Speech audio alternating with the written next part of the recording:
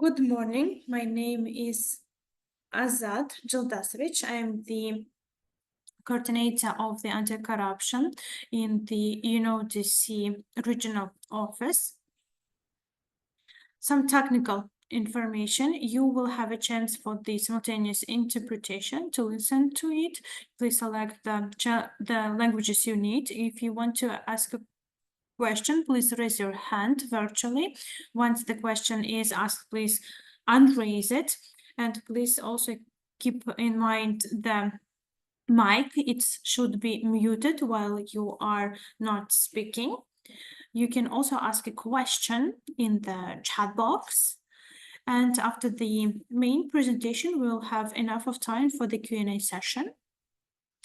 Our webinar is being recorded and it will be published on the UNODC channel on YouTube.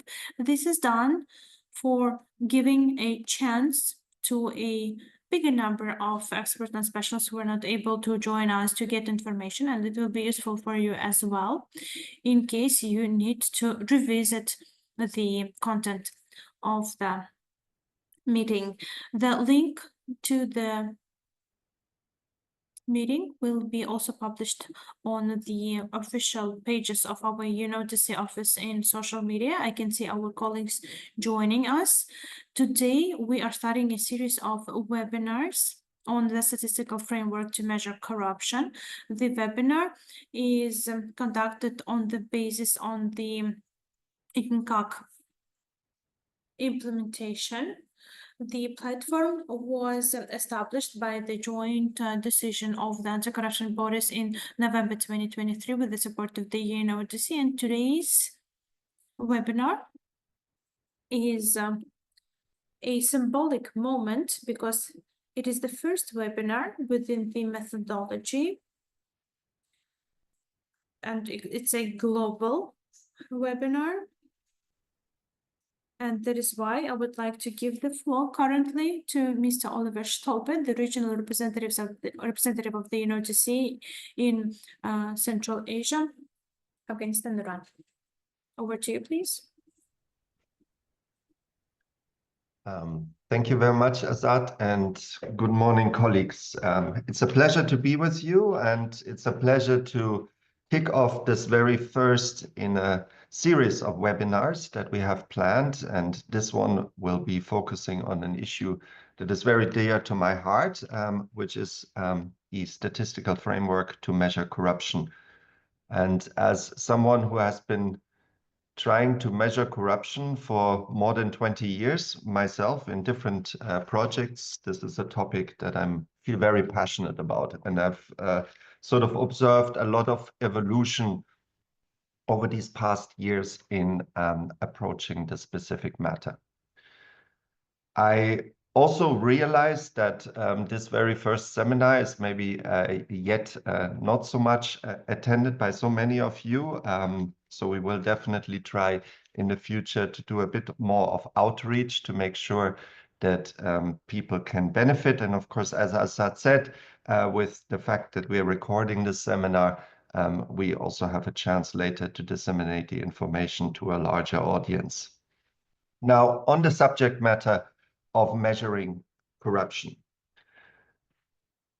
there's a couple of things that I have observed over these past years, which are sort of recurrent themes when we are trying to measure corruption, or more broadly speaking, actually to collect data in general terms. Now, the first thing is that there's massive power in data, and we need to keep that always in mind. And of course, as we know, there's a very strong request, there's a very strong call on policymakers inside the UN system, and I'm sure also inside all of your respective national administrations, for evidence-based planning. That, having said that, the truth is that we are probably not always paying enough attention of how to get from data to evidence planning, because it is not sort of a natural bridge that just opens itself. And then once we have collected the data, we actually inform evidence-based planning. And the reason why this is not sort of a bridge that is self-constructing and that we are always paying enough attention to create is because we're not thinking this through. We're thinking it through until the end of the journey, which in many cases is the product of the report.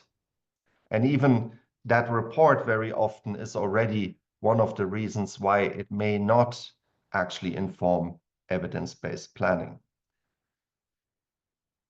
That means we need to start thinking about how to package the data so it does actually inform evidence-based planning.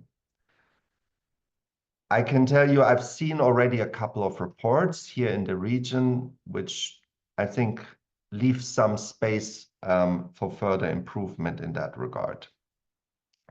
One of the things is definitely the visualization of data. We need to get better at this, and we need to pay much better attention to visualize the data in a way that it actually speaks to the consumer of the data. We also need to very carefully think about who are the consumers of the data and whether we need maybe to take different approaches for the different consumers of the same data. I give you an example. So, for example, in the last big corruption survey that I was involved in creating, there is, of course, sort of like the visualized part of it, but it is still a very long report, very detailed analysis. And we need to be very clear that policymakers are not going to read that whole report. And the other thing we need to be very clear about, that policymakers want to be explained what does the data actually mean. And here I think it is very important that we learn of how to basically come up with the policy implications of the data. What does the data mean in terms of what we need to do differently? What does it mean in terms of where do we need to prioritize? And that kind of analysis, that kind of policy-driven analysis is very critical when we are doing data collection. The other thing that we need to keep in mind is, of course, the broader public. Now, the broader public will not read the report, and the broader public will not even read the executive summary. The broader public is simply not the ones we are capturing with a 200 pages report on corruption or the extent of corruption or the prevalence of corruption. So one of the approaches that we've tried in my former duty station is actually to take the results of the survey and to make a little animated movie out of it. And I mean, I'm being very honest, this was not something that I came up with originally, but I saw that being done when in the context of Brexit, there was a very strong campaign to basically explain to the average citizens of how Brexit in the UK would impact economically and in all aspects of their lives, the average citizen.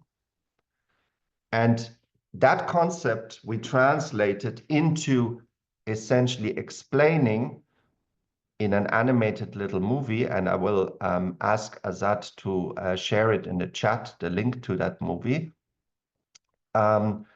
to explain basically of how corruption affected different aspects of citizens' lives, and to translate essentially this very complex data into an 8 minutes animated film.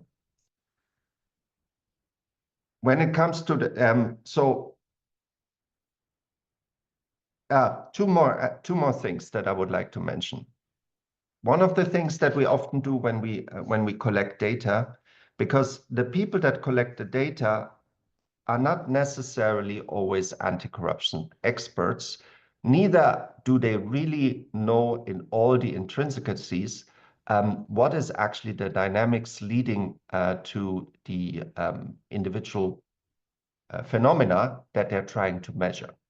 So when we're talking about corruption, if you're working in an anti-corruption agency, you might understand the violations that you observe as a professional in this area, but you might not necessarily understand what is exactly the dynamics that lead to it.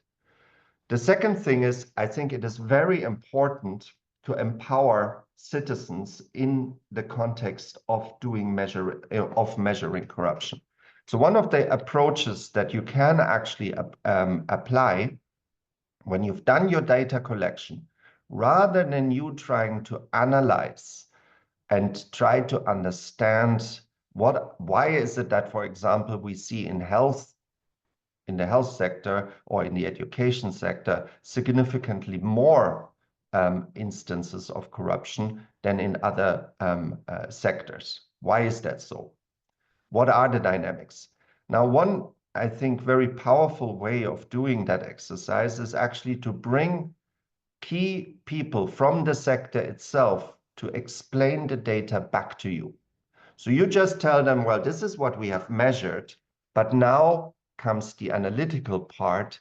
Why is that so? Why do you, as someone working in that sector, a teacher, a professor, a parent, why do you think this specific data that we have measured is actually the way as it is?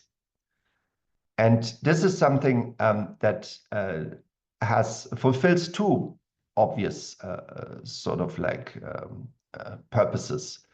The one is, of course, your analysis becomes much deeper, much more authoritative in terms of the dynamics. As a result of that, also your responses, your recommendations in the policy part will become much more nuanced and much more targeted. But it also implicitly empowers the citizens, the people that are affected by that corruption that you were just measuring in the respective sector, in terms of taking them along on the journey that is from assessing what the situation is to what are we going to do about it and what is the state going to do about it. And one last point that I want to really put forward to you, because this is a sort of recurrent challenge, is the timeliness of the preparation of the reports. We have very unfortunately often the situation that we are collecting data, and then from the time that we're collecting the data, or even before that, when we're, so to speak, designing the survey, designing the assessment instrument, until we are actually coming back with the data to the community, too much time is passing by. So it is not unusual for UNODC that sometimes we had more than a year passing by between the point where the data was collected to the point that the report was actually published. So we need to really get faster at this. And I think we just had an example here in Uzbekistan with a survey that was done in 2023, and it was finally basically presented at the end of 2024. It is obvious that presenting such data raises a lot of questions. It also makes your report quite vulnerable, because people may simply say, well, the situation has changed, there's a new law, there's a new institution, there's a new drive, and as a result of that, we are getting into the unhealthy conversation of why the report that you have just spent a year in producing has no validity for the current situation, rather than what does the data actually tell us and what are the reforms that it could encourage us to pursue. So timeliness is quite important.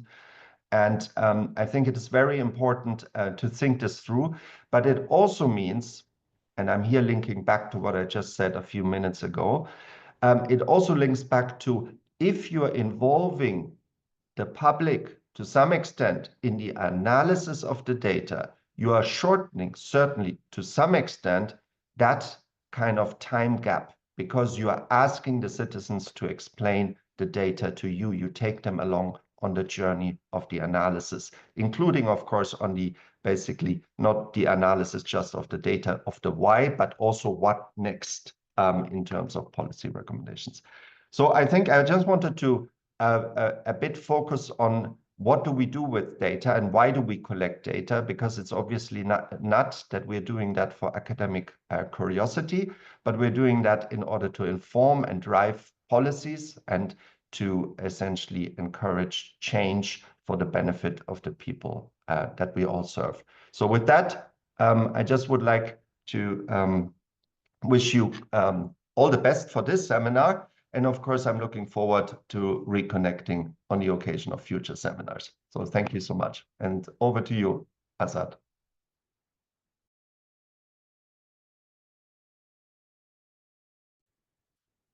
Thank you so much, Mr. Stolpe, for this explanation of the practical significance of not only methods to measure corruption, but also how we interpret, how we convey information to the decision makers, to the policy makers, to the broader public, what methods could be used. Regardless, actually, the methods, we need to be very simple with the words when we convey the main messages. So let's move to the main topic of today's meeting. Let's dive into the presentation. Salomé will help us out. Our specialist is the head of the regional center at the regional office. Our expert is very experienced in statistical framework to measure corruption. She is the author of the Statistical Framework, which are recommended by the UNODC for the practical use. And we basically will start looking at these principles. We are very lucky that such high-level specialist is joining us today. And with no further ado, please, over to you, Ms. Salomé. Thank you very much, Asad. Good morning. Can you please confirm that you can hear me? Yeah, we can hear you loud and clear. Okay, perfectly. Okay, well, first of all, thank you for this opportunity for disseminating the statistical framework to measure corruption.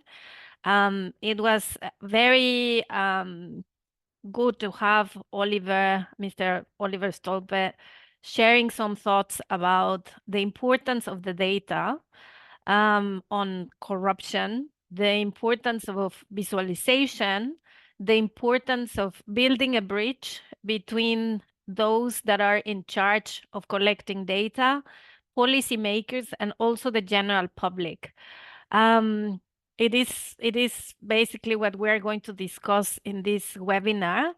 And I think, the whole statistical framework to measure corruption is very ambitious in terms of promoting that countries get serious when it comes to collecting data on corruption, and actually going beyond statistical surveys to measure the perception of corruption, the experience of corruption. And I see Oliver is already sharing some information on the chat, translating data into driven policy recommendations, and he's recommending to see some pages in this report that he just shared. Thank you, Oliver. So with this, I think I'm going to start presenting what the statistical framework is. Please, the next slide, Gunnar, if you can. No, thank you very much. So when it comes to data or different information around corruption, I guess most of you are familiar with different types of measurements. First of all, the Corruption Perceptions Index published by Transparency International every year.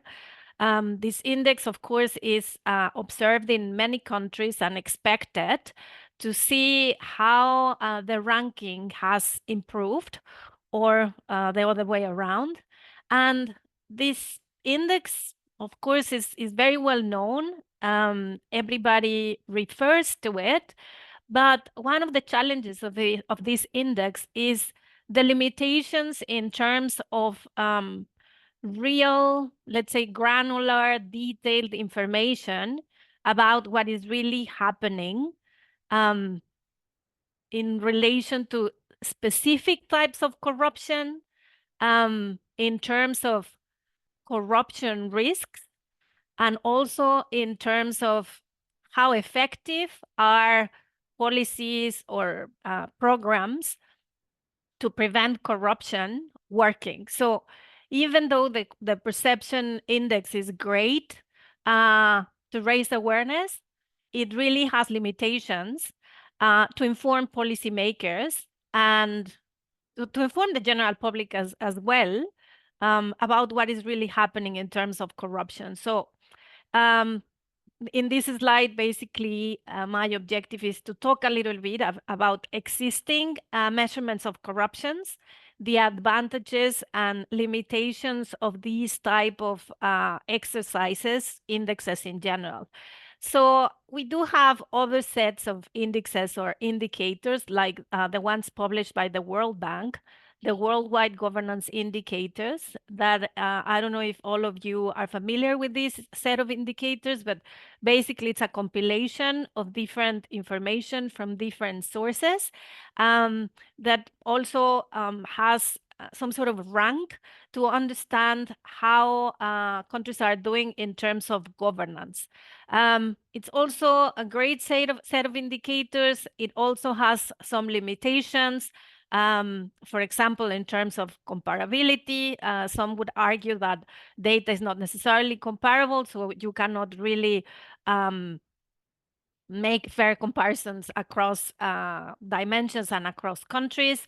There are other criticisms that, for example, this set of indicators is very much Western-oriented and is not really helping to foster policy changes.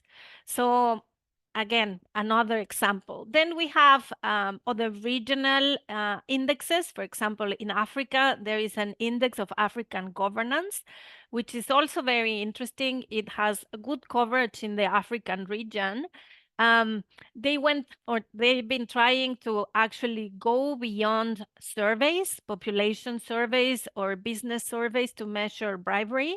They're actually collecting information from the criminal justice system. And they also have different dashboards to understand the performance of different countries in relation to different dimensions. And again, it's interesting to see, but has some limitations.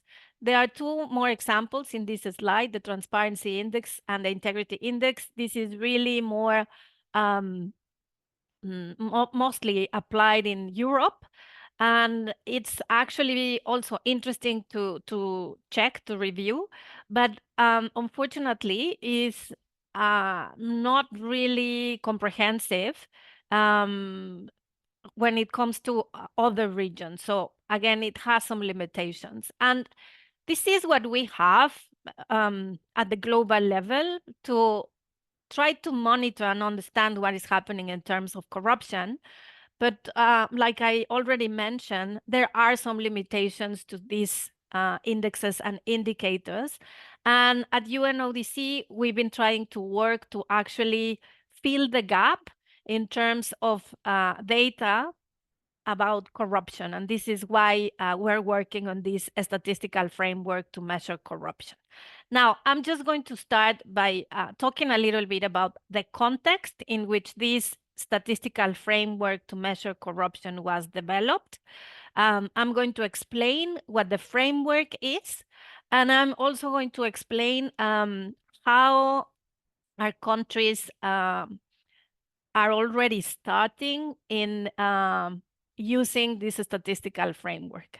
It's a gradual process, and we think that it's gonna take time, but we also think that it's good that we are organizing sessions like this, like the one this morning, to share with you what this framework is about, to raise awareness about the importance of data, and to really trigger a discussion at the national level about which data is already available, which data is missing, and of course, more importantly, what would be the key data that should be collected, analyzed, and disseminated in each country to really monitor what is happening in terms of corruption. So in this slide, you can see Article 61 of the UN Convention Against Corruption, the UNCAC. Even back then, there was already an indication in the convention about the importance of collecting, exchanging, and analyzing information on corruption. And even in the convention, there was already a mandate of having consultation with experts regarding the trends in corruption, to understand the circumstances in which corruption offenses were committed. Now, the convention talks about developing and sharing statistics, developing analytical expertise, but it doesn't tell us, of course, much more about what definitions to use, what standards should be followed, what kind of methodologies should be adopted to actually be able to have all this work around information on corruption. So the mandate was there, but there was no further guidance in terms of what to do in this regard. So as a response to this mandate in the convention, and then next slide, please, UNODC, at the Secretariat of the UN Convention Against Corruption, and also as the UN agency responsible for informing some of the SDG indicators of the 2030 agenda, worked on including 2 indicators related to corruption in the 2030 agenda. Of course, not individually. This was a joint effort with other UN agencies, with different stakeholders, with experts from different countries. So there was a big discussion around what to include in the measurement of the Sustainable Development Goals.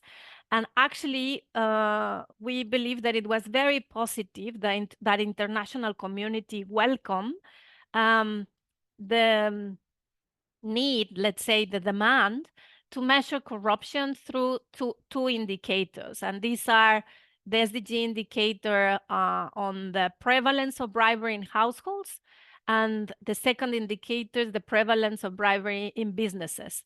So in this slide, you can see that we, UNODC, together with other UN agencies and or international organizations like the World Bank and the OECD, together developed a manual to measure corruption, and specifically to measure the experience of bribery in this manual. So we published this manual in 2018, and slowly more countries are using this manual. Mr. Stolpe was talking about some experiences in other countries, for example, in Africa, that have been using this manual to actually measure the prevalence and the experience of bribery. And it's not only to understand what is the prevalence of bribery, what is the proportion of persons that were in contact with a public official and that were asked to pay a bribe to a public official. Actually, this manual offers guidance and a full questionnaire, really, to measure not only this prevalence, but also different elements around the experience of bribery, to further understand not only how many people are experiencing this type of behavior, but also to understand the conditions, where, in which sector, how, who were the public officials involved, or, I mean, of course, you cannot identify the public official, but understand for example, the age, the gender, different elements that are important to understand how to actually prevent this from happening in the future. And the manual, like I said, is used by some countries in different continents. Little by little, we see more countries measuring these two indicators through surveys. But one issue that countries faced when trying to use this manual is that conducting such surveys can be timely and also can be time consuming and resource intensive. This means it takes a lot of time and it can be expensive. So some countries are able to find alternatives. Maybe they include a little module on a national survey to actually have at least some approximation of the size of bribery. Other ones are more ambitious and they actually conduct a national survey. It really depends on the national circumstances and the level of priorities that countries assign to understanding this specific type of corruption. But after developing this manual, after promoting the adoption of this manual, what we have been discussing is that measuring bribery is very interesting, but is also limited in terms of understanding the full complexity of corruption. If we use this manual, we would understand bribery in detail, but we are really not looking into other aspects or other types of corruption. We are definitely not looking thoroughly at corruption risks. And through these surveys, we are also not collecting information from the criminal justice system to actually see what is happening in terms of detection, investigation, prosecution of briberies.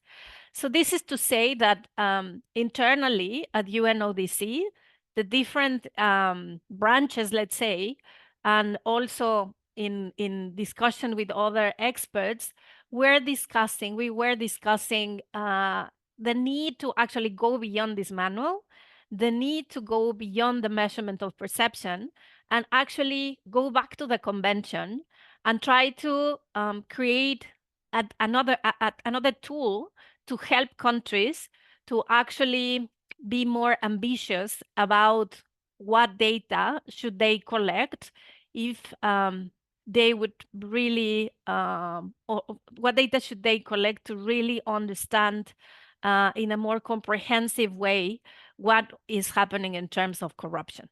So next slide, please.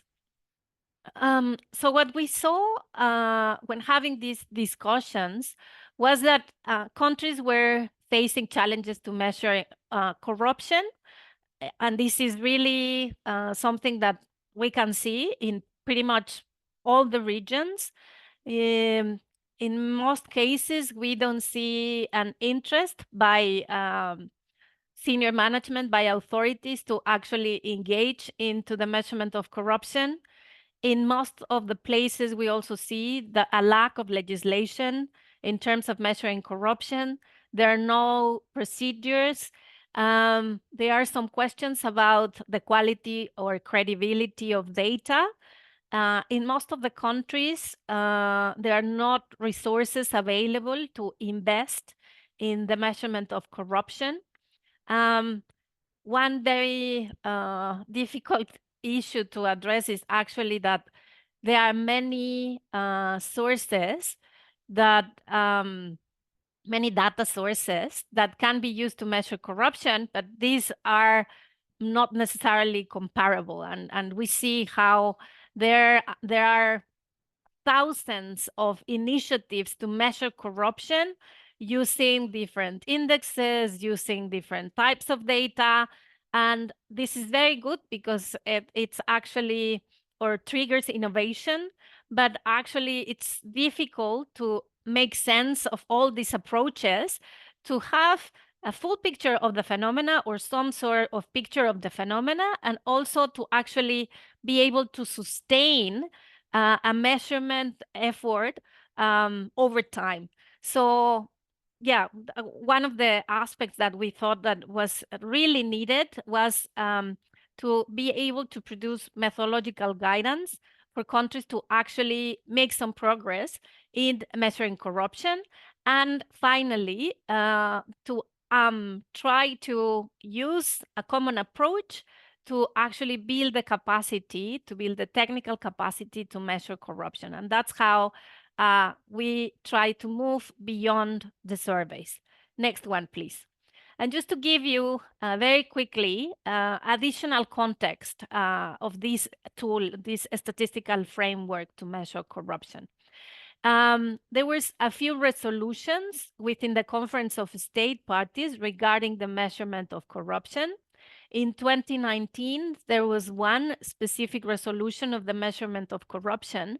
And in this resolution, UNODC was requested to actually start to work on developing a framework to help countries to measure corruption. UNODC was asked to do a consultation with experts and to work together with the UN Statistical Commission, which actually is the UN Commission in charge of developing and approving international standards around statistics in all areas, in all government areas. And actually, this is important because the Statistical Commission works with all the statistical offices around the world, with all the statistical committees.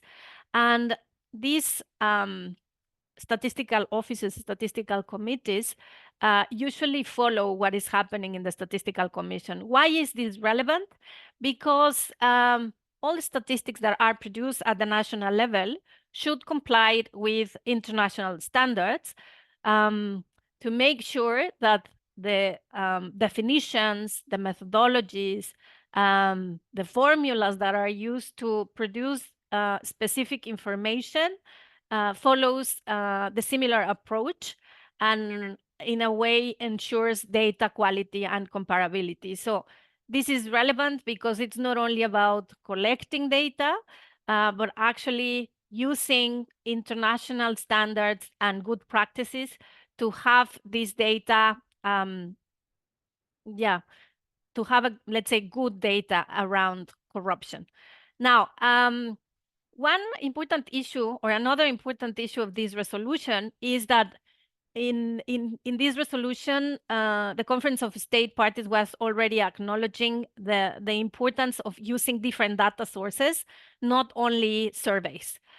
In here, they're already introducing the need to actually look into administrative statistics from the criminal justice sector, and look into indicators to actually understand risks and vulnerabilities related to corruption. Next one, please.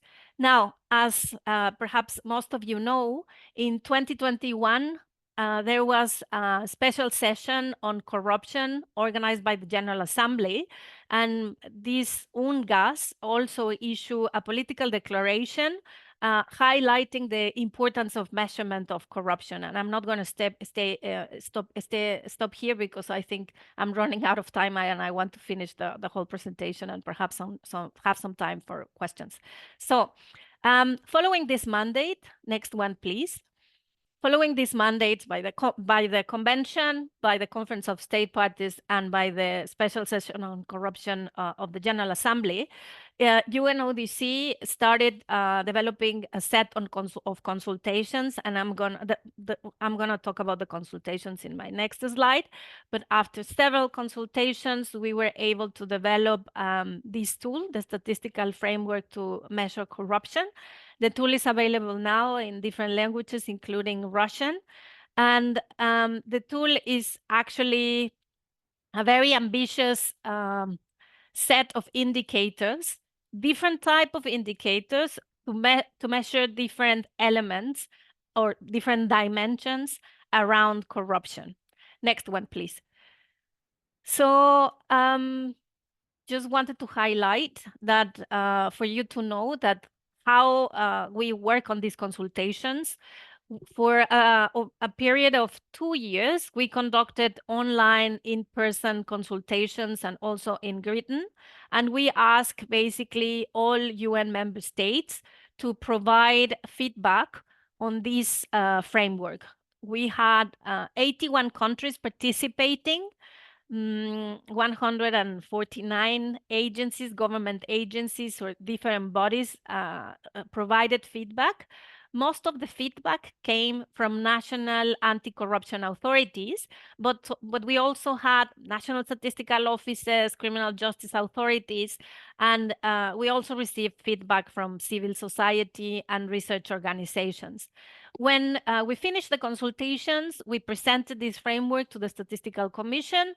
The Statistical Commission of the UN welcomed the framework. And then next slide, please. In the same year, this is 2023, and I see the next slide is not there. Next slide, please. Thank you.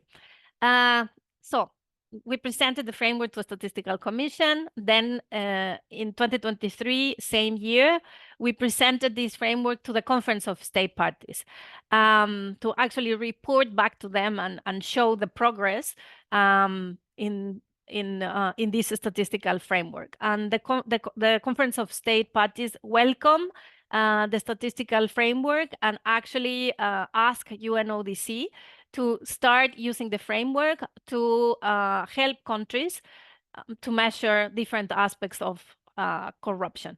And this is the whole process to develop this framework. Now, what is the statistical framework? Next one, please.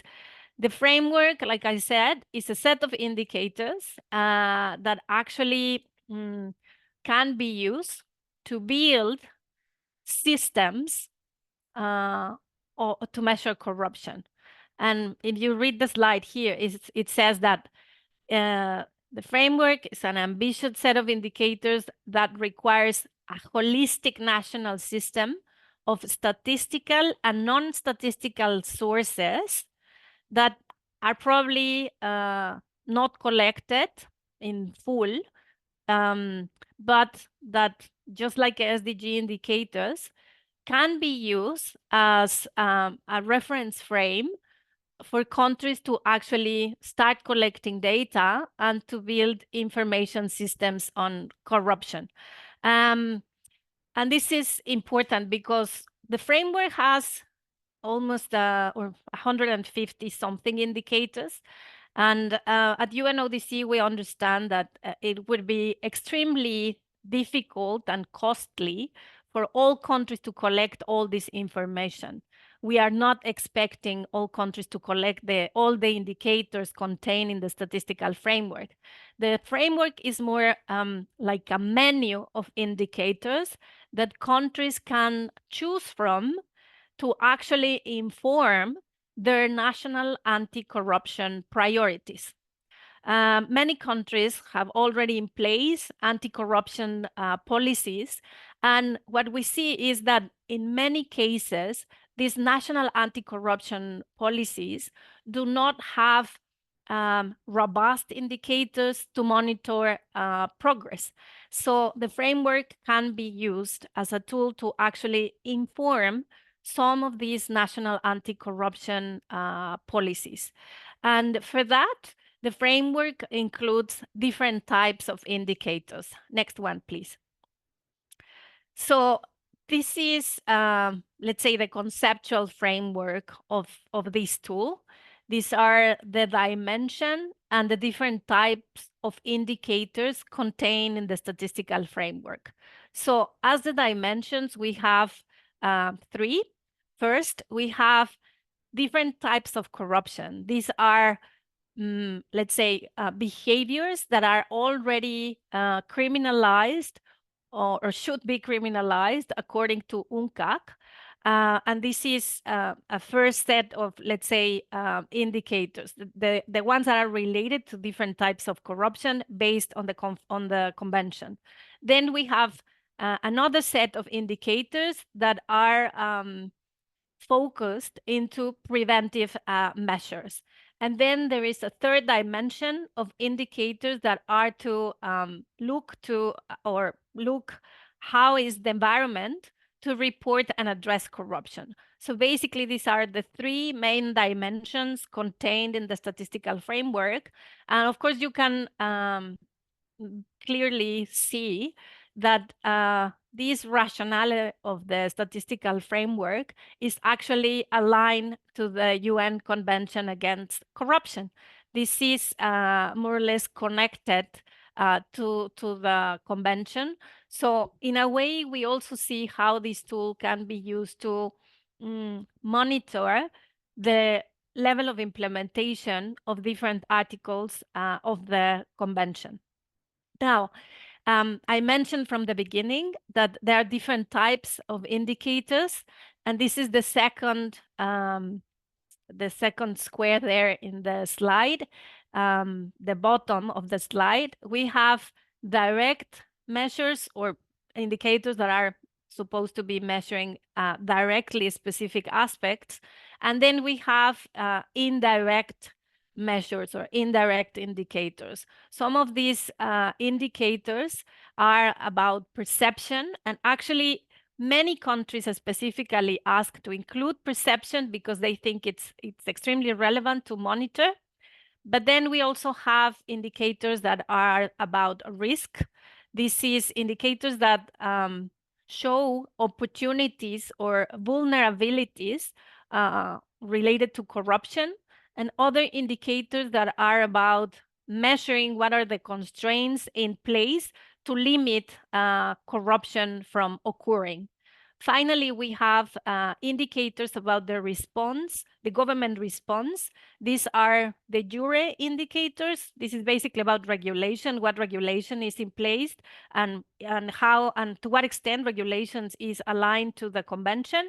And then finally, we have other indicators that we call de facto indicators that are more about what is the actual response or action from governments in terms of different types of corruption. So it's a bit complex, but what we see is that corruption is such a complex phenomena that we cannot really just think about one source or one type of indicator to fully understand what is happening.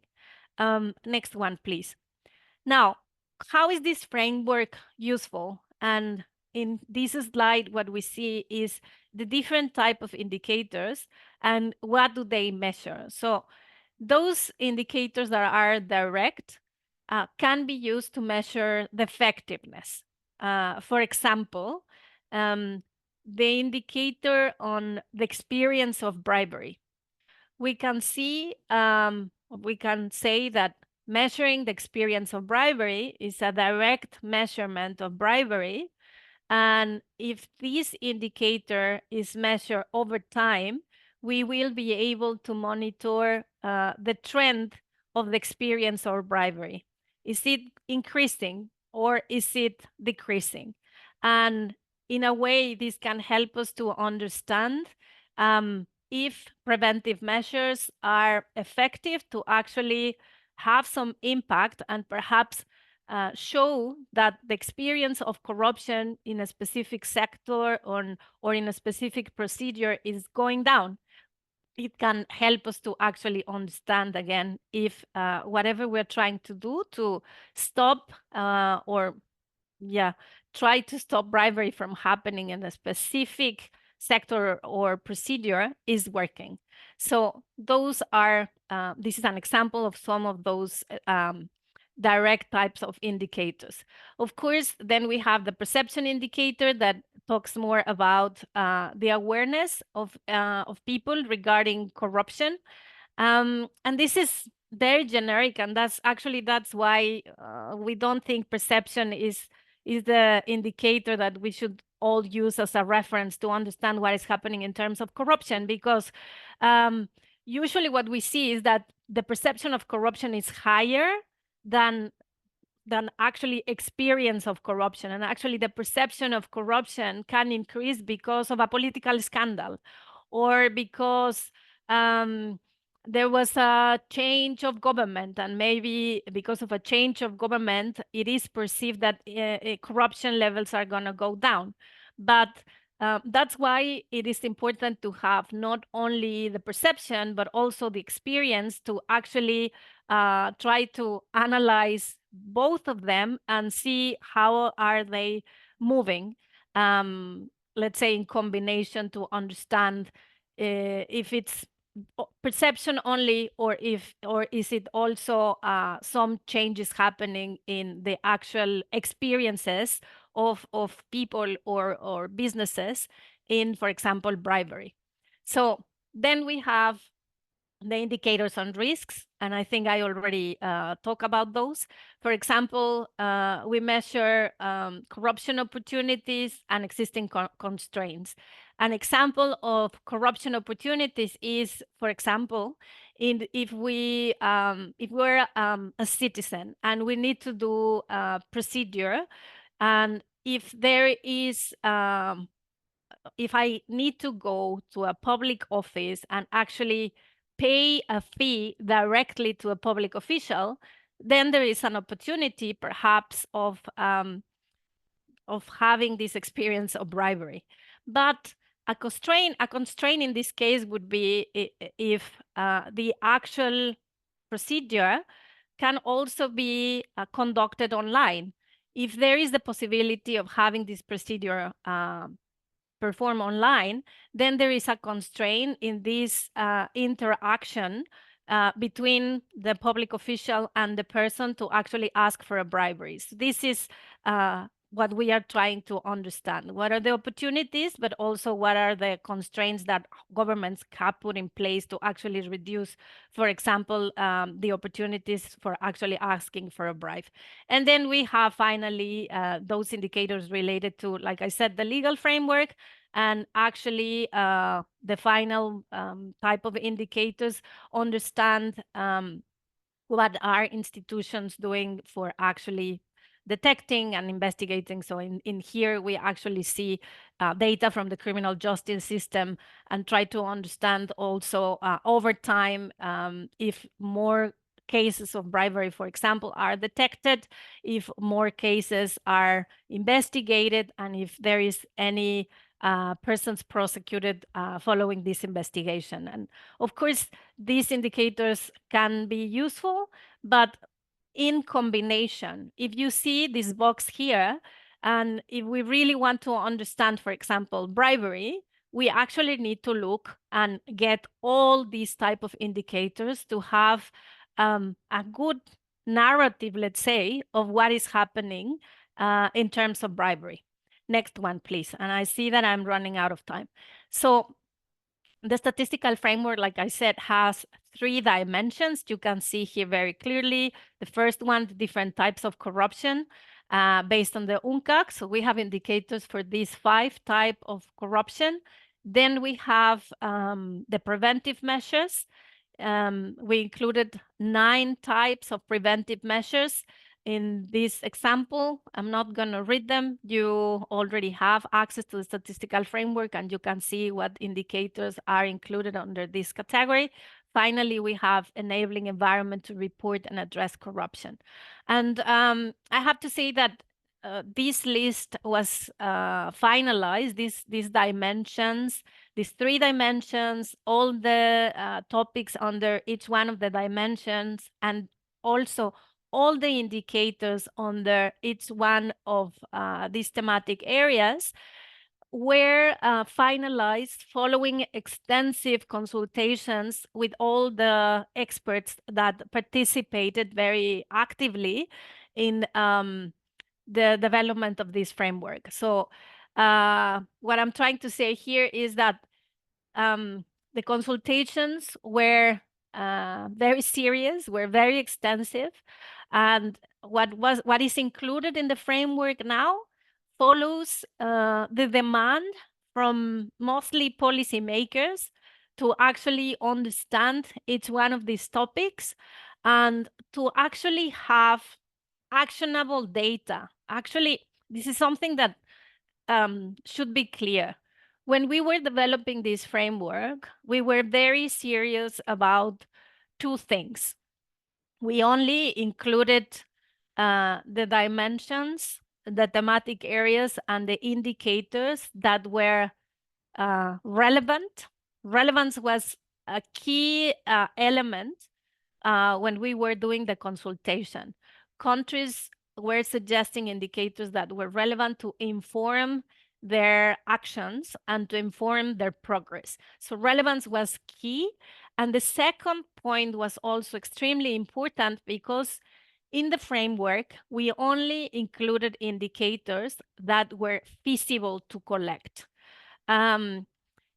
This means that some country in some region is already collecting information on this indicator to actually feed these indicators. So relevance and feasibility were two key aspects to actually include indicators on the statistical framework. Because, and I mention this because sometimes when it comes to corruption, to the measurement of corruption, we see, like I said at the beginning, there's a lot of innovation, there are many approaches, there's a lot of interest in measuring corruption. And sometimes we see, for example, very sophisticated studies coming from academia that seem very interesting, very attractive, but that are very difficult to apply because the actual data is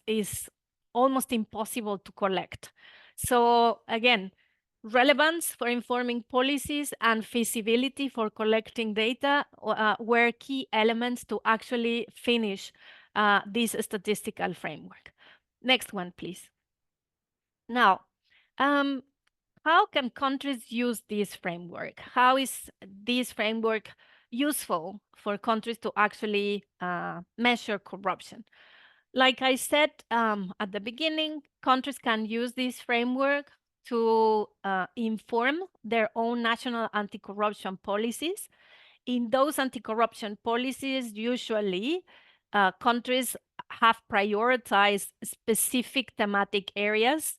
Of course, some national anti-corruption policies are more ambitious than others, but usually there are already some priorities. So the statistical framework can inform those priorities or can actually highlight the need to maybe update these priorities and include new areas to work on. So decide on priority areas is a starting point based on the statistical framework, based on the anti-corruption policies. If countries, let's say, match what they have in their national anti-corruption policies and the topics that are included in the framework, maybe they can actually decide on where or which areas are relevant for them to start collecting data to actually measure.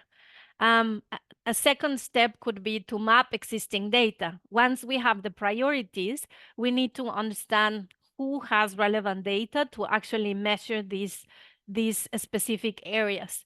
Another aspect that is key for the measurement of corruption is that data on corruption is not necessarily available from one single institution. Usually, there are many institutions at the national level that may collect some relevant data for specific areas related to corruption. And so this is really a tool that aims to foster interinstitutional collaboration to gradually collect and analyze relevant data at the national and subnational level as well. Once we have decided on, or countries have decided on the priority areas, once they have mapped existing data, and once they have maybe an interinstitutional mechanism to actually collect and analyze data, they can start by actually establishing baselines of specific thematic areas over time, ideally collecting the data regularly to see how trends and patterns are changing. And of course, after doing these initial steps, maybe they could understand down the road what is happening in terms of corruption following these different types of indicators. Now, next one, please. One of the aspects that we see very clearly, like I already mentioned, is which authorities can use this framework. I said this should not be only one. It's not only the National Anti-Corruption Authority. We really encourage countries to help, to reach out and to work with the national statistical offices, with the national statistical committees, because they are the ones responsible for the official statistics of countries. And actually, they have the technical capacity to collect data, analyze data, or support other institutions to actually collect data and have good quality standards. So participation of national statistical committees is encouraged in close coordination with the relevant institutions, with the relevant substantive institutions. So this is, in most cases, the national anti-corruption authorities, the ethics commissions. In some cases, they have public procurement specialized bodies, the financial intelligence units, the financial regulatory authorities, customs and borders can also produce and share relevant data, tax authorities, law enforcement agencies, auditing bodies, and judicial bodies as well. Now, how to use this framework? And with this, I'm almost finishing my presentation. Next one, please. So we have a few steps. It's about coordination, about data collection, validation, and integration, about the use of technology, about analyzing and interpreting data, about safeguarding the data, and dissemination and continuous monitoring. So in this presentation, and I think we're going to share the presentation afterwards, basically I outlined the main activities to actually use this framework. I included different questions there that should be addressed nationally to actually start using the framework. I have to say that UNODC is currently working to develop guidance to actually use this framework, to adopt this framework. The guidance will be ready at the end of this year. And in the guidance, we are already sharing 2 examples of countries that have gone through this process of creating some national mechanism to discuss on national priorities, to discuss on relevant data, to decide on which key indicators they should be working on. So this is just for you to see more or less how the process goes at the national level. And yeah, I think I don't want to just go and ask all these questions, because maybe we can have a discussion or a Q&A regarding the framework, but maybe if we can go to the next one and the one after. Yes, this one. Thank you. Just some key points of the statistical framework. Highlight the importance of avoid using just one indicator or one index to understand and monitor corruption. We need really a set of indicators. We really need to be ambitious in collecting more information than just the one indicator. This should be a collaborative exercise with the participation of different actors. This should be a continuous dialogue. And yeah, I think UNODC is, of course, eager to support countries in adopting this statistical framework. And this is just the first webinar, and I hope in the next webinars we can go in detail into the different indicators to actually help countries in deciding if they want to work on a topic that has been included in this statistical framework. So the idea of this webinar today is to really share with you what this statistical framework is about, to share with you that we are ready to support you. And yeah, maybe one final message is that this statistical framework is for countries to have, let's say, a quantitative understanding of what is happening in terms of corruption, and actually to have all this information as support, as evidence to see the level of implementation of the UN Convention Against Corruption. I mean, this statistical framework can inform quantitatively, ideally, how countries are making progress in terms of preventing and fighting corruption. And in a way, we hope that this statistical framework and the indicators can be used later on to inform the mechanism to review the implementation of the convention. And I think, Asad, I will stop here, and I'm happy to answer any questions. Yeah, I see that there is this QR code. I would ask the ones that are connected to answer the questions, and that we are including in this QR code for you to answer. And I see that there are some messages in the chat, and I'm happy to, yeah, interact with you or answer any questions. Over to you, Asad. Thank you very much, Salama, for your detailed, interesting presentation.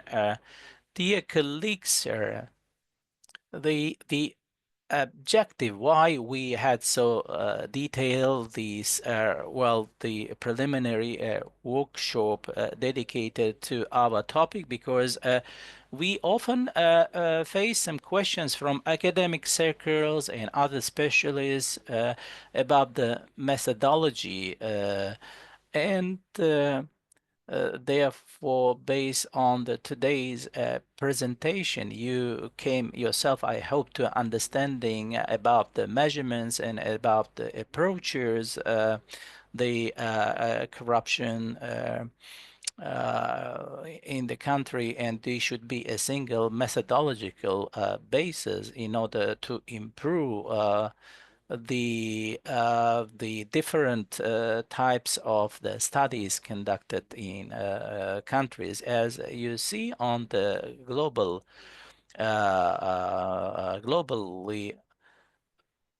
so there are different relevant approaches to the measurement of the corruptions in the country, and from the point of view of technical capabilities, how the certain countries can apply the concrete approaches in their countries and methodologies which allow to act in different scenarios and apply certain steps in practice. We have now Q&A session, and we have already received 2 questions in the chat, and colleagues who couldn't send their question in chat, you can ask them now, and I will ask a question which received through chat. Salomé.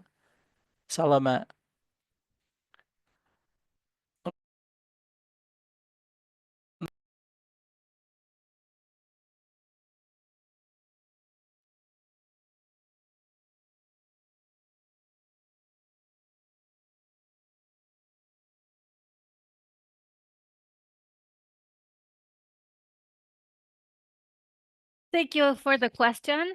Like I said, this is a new tool, a new set of indicators, and we are in the process of having 2 countries applying this framework, not in fully. Actually, these two countries are having a discussion at the national level with the participation of different institutions, including the national anti-corruption authorities, the statistical offices as the two main actors that are going to lead this effort. These two bodies in these two countries are starting the discussion on their priorities, the existing data. They are having the discussion about what are the data gaps and how are they going to use this framework to actually collect the data that is missing and to analyze it and later on to disseminate it. It's a very interesting process to see because, for example, in one country, they already have a national survey that measures the experience of bribery. Of course, they have data from criminal justice system, and they can actually get data, for example, on the use of e-government. So they are in the process now of identifying data sources, identifying key indicators, and then bringing all this information together. Now, the analysis is not available yet, but it's relevant. This question is relevant because what we see is that this is a national process that countries have ownership of. They actually decide how they want to go about using the framework. So they decide which institutions should participate, what data is out there, what data are we going to start collecting to complement existing data. And then there's also a discussion about who's going to analyze the data and how is this data going to be disseminated. And this is relevant because when Oliver was sharing his thoughts at the beginning of the webinar, he mentioned a report. He was thinking about a national survey, a national population survey that takes a long time to actually apply. Usually you apply the survey and then the results would come maybe a year later. But the actual discussion at the moment in these countries, it's not about producing the one report only.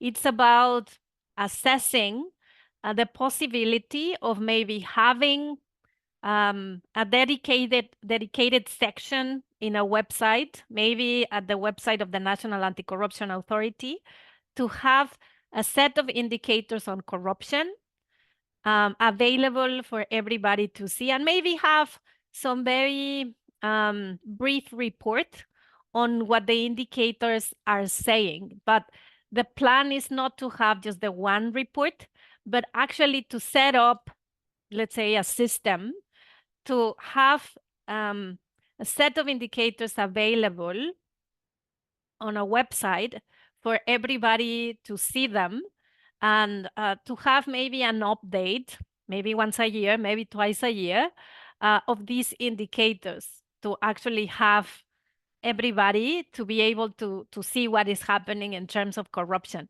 In this region in particular, we see that there are some figures on especially corruption offenses. We see that some institutions have some statistics available, but we see that if the statistical framework is adopted, these statistics that are out there can be expanded and actually can be analyzed in a more comprehensive way if we go beyond just indicators, for example, from the criminal justice system. So yeah, over to you, Asa.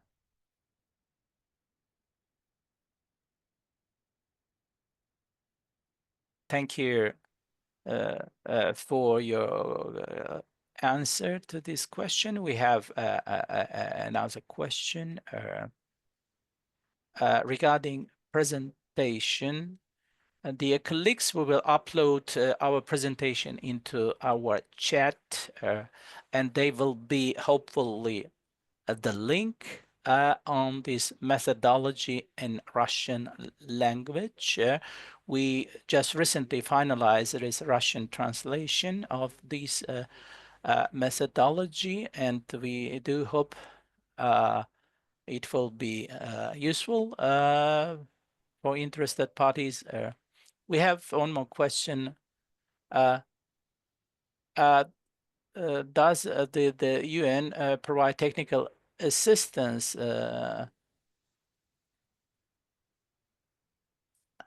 Yeah, that's the plan. That's what we want to do.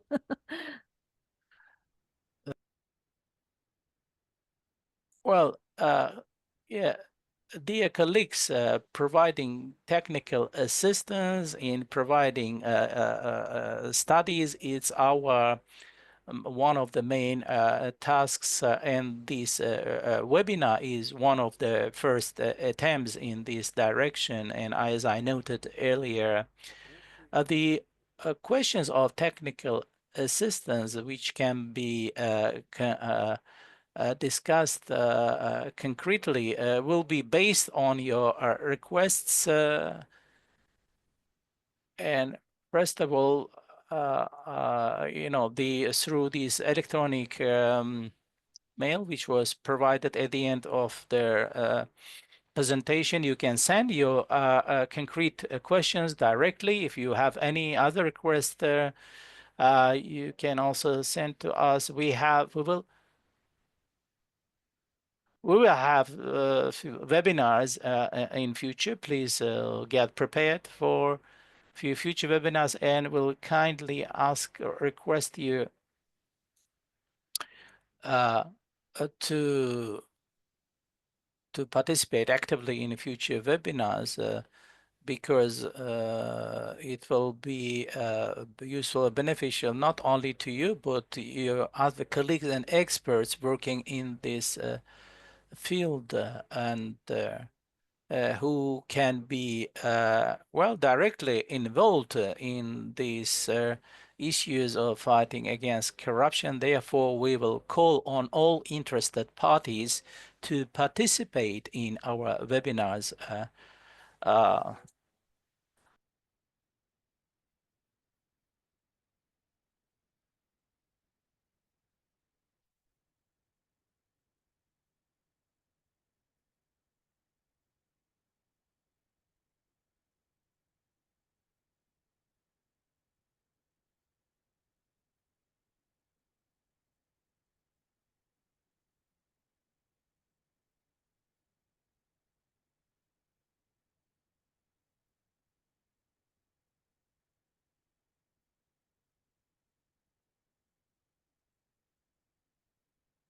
I mean, if that's the question, yeah, if that's the question, that would be very nice to have, because usually the general public, international organizations, even national institutions, I mean, sometimes when you are trying to understand what is happening in relation to, I mean, in a specific phenomena, you have the challenge of finding the relevant data.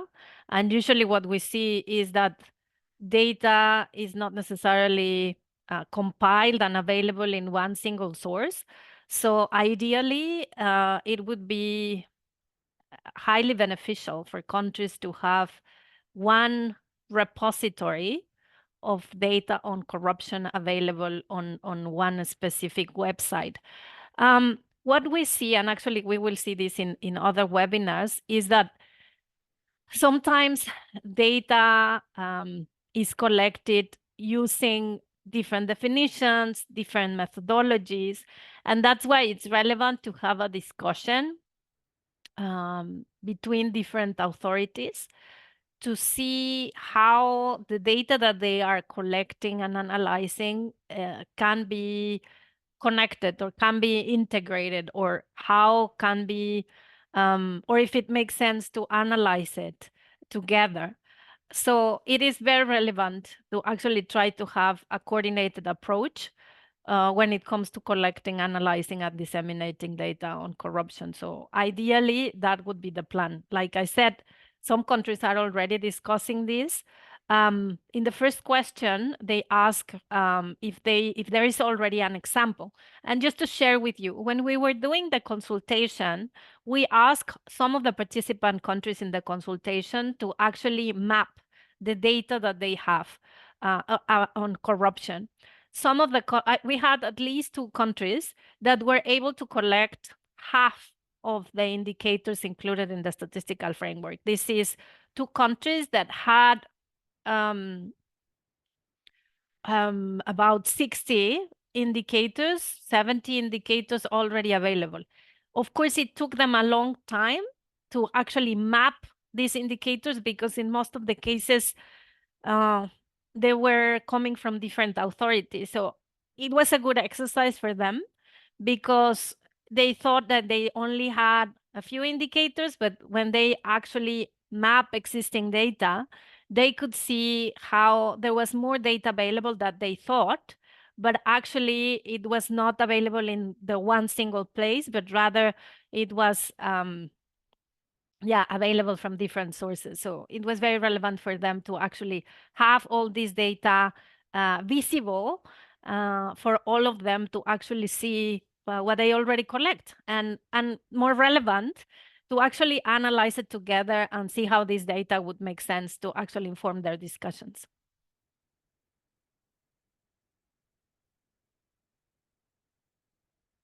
Zamirpa, once again, thank you for your question. Regarding your second question regarding continuation of this webinar on this methodology, we will cover in detail all this methodology. We have only today in the introductory part of this methodology, and we will, of course, discuss in future how this methodology can be applied concretely. And if you have any concrete questions regarding the concrete methods of corruption crimes, you can think about it and ask in our next webinar. We cannot right now upload the files themselves, but we could upload the link to the methodology itself. And now, if you need the presentation, just let us know, and there is an email address indicated in the chat, and we will send them to you. And you can refer to our address in social networks, and our regional office will have this link in the YouTube channel as well, in Russian and English languages. So please do not hesitate to share your information with your colleagues. I think if we have as many as possible people in our webinars, will be useful to us. Therefore, dear colleagues, if hopefully you will completed this methodology and you will have some new questions, you can ask them later. Dear colleagues, if there are any other questions, please raise your hands so we can see.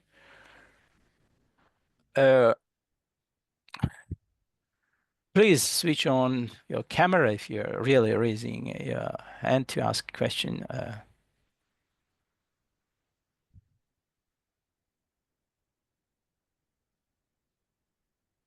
Okay, we don't see, it seems, any other questions. Dear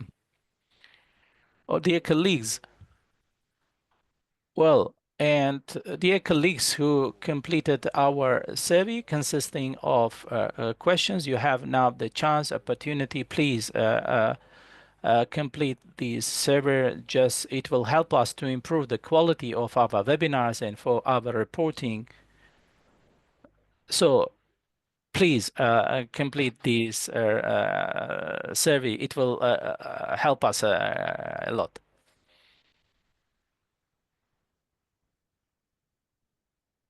So we don't see any other questions.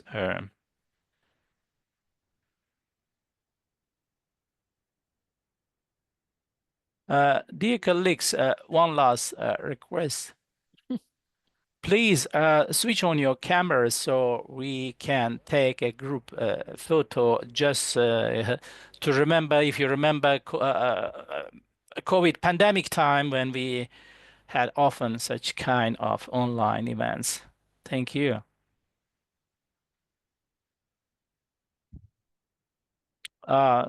Thanks a lot. Thank you to everybody, Gulnara, for your attention, for your active support, and our interpreters also. Thanks a lot for your great support. And without you, we could not organize this event. So, dear colleagues and all those who asked questions and actively participated in this webinar, we again kindly ask you to share the links for this webinar to all interested individuals and groups. And I think the chance of getting free of charge this kind of information is is a great chance. And so I guess in 1 year time it will be on the payment basis, not free of charge. That's why take a chance. Thank you once again for your participation. We are wrapping up and please join these webinars in future and prepare your questions, and our international expert is ready to answer all your questions. Once again, thank you, and see you next time. Bye-bye.